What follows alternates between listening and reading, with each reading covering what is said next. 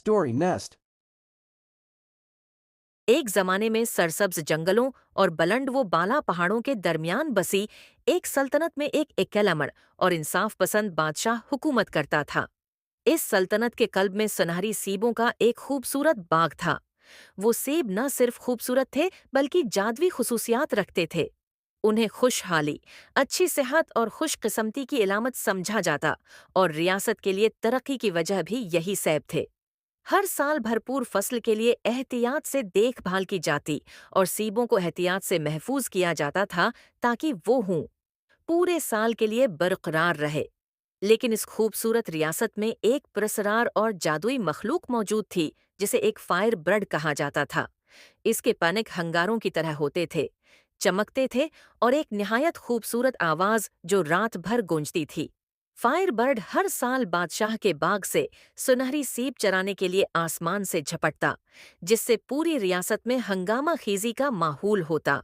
आखिरकार फायरबर्ड की शरारतों को खत्म करने के लिए परजम बादशाह ने अपने 3 बेटों माइकल, इलक्स और अवान को बुलाया। उसने उन्हें इस परिंदे को पकड़ने और उसे बादशाह के सामने लाने का मशन समझा।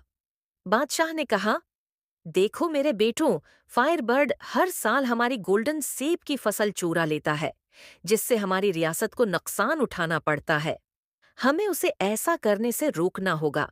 आप में से जो भी उस काम में कामयाब हुआ, उसकी मनचाही ख्वाहिश पूरी की जाएगी। बेटों ने जवाब में कहा, हम अपनी पूरी कोशिश करेंगे बाबा। सबसे बड़ा बेटा माइकल ताकतूर और बहादुर था। वो फौरन निकला कमान और तीर से लैस अपनी काबिलियत साबित करने के लिए बहुत पराजम था। दूसरा बेटा एल्कस चालाक और होशियार था। इसने फायरबर्ड को पकड़ने की उम्मीद में जाल और फंदे लगाए। लेकिन सबसे छोटा बेटा अवान मेहरबान और नियत दिल का मालिक था। वो दूसरे भाइयों की तरह ताकतूर और होशियार नहीं था, लेकिन वो जानवरों से प्यार करने वाला और बहुत एडवेंचरस था और अपने बाबा और उनकी रियासत की मदद के लिए पर उम्मीद था। अवान ने फायर बर्ड की तलाश की शुरुआत की। अवान ने जंगल से अपने सफर का आगाज किया। इसके लिए बहुत से चैलेंजेस और रुकावटें तैयार थीं, लेकिन रास्ते में उसकी मुलाकात 3 मेडिकल क्रीचर्स से हुई।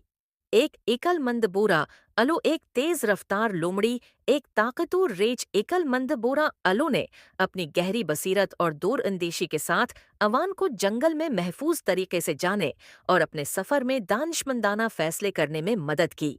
तेज रफ्तार लोमड़ी अवान को पोशीदा प्रबंधियों और खफिया रास्तों से गुजारती और रास्ते में आने वाले खतरात और रुकावटों से बचने में इसकी मदद करती रही।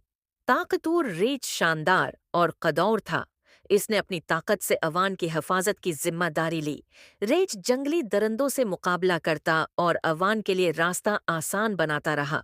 ये मदद अवान की जानवरों से हमदर्दी का सुलह थे।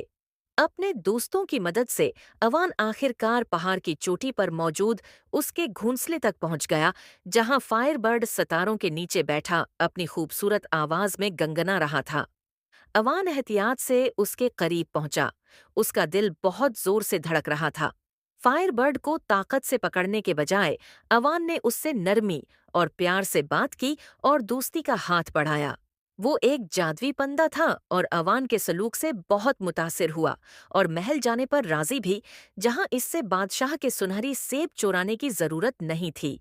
और इस तरह फायरबर्ड को अपने कुंधे पर बैठाकर अवान महल वापस आया। बादशाह अपने सब ऐसे छोटे बेटे को महफूज और कामयाब देखकर बहुत खुश था। उसने पूरे दिल से फायरबर्ड का इस्तकबाल किया।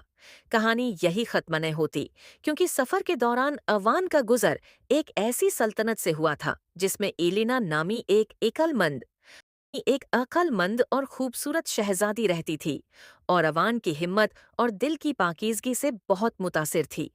अवान जब महल में वापस आया तो उसे बादशाह की तरफ से सल्तनत के शहजादे का ताज पहनाया गया।